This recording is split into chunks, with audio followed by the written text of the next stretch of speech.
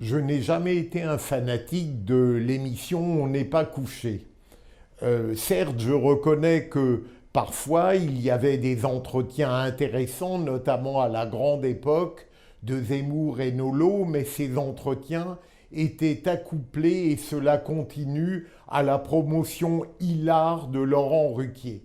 Mais je n'aurais pas eu envie de parler de lui si récemment il ne s'était pas distingué par des considérations insultantes sur Twitter et ceux qui s'y adonnaient, notamment parce que certains avaient osé critiquer les animateurs, les journalistes de son émission On n'est pas couché. Il l'a fait d'une manière grossière et je considère que son attaque est tout à fait scandaleuse.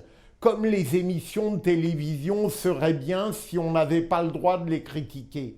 Il n'empêche que sur Twitter, il nous a obligés à réfléchir.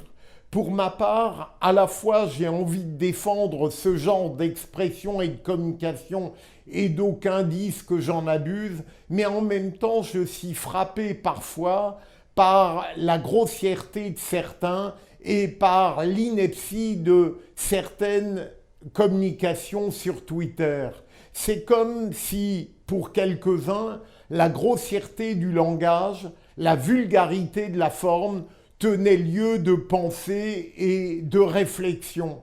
Et puis, je suis frappé de voir, en tout cas dans mon domaine, à quel point certains n'ont qu'une ambition, ça n'est pas de me contredire, de répliquer ou éventuellement de proposer, c'est tout simplement de me mordre les mollets, de s'en prendre à la personne au lieu de discuter la saillie, l'idée ou l'observation.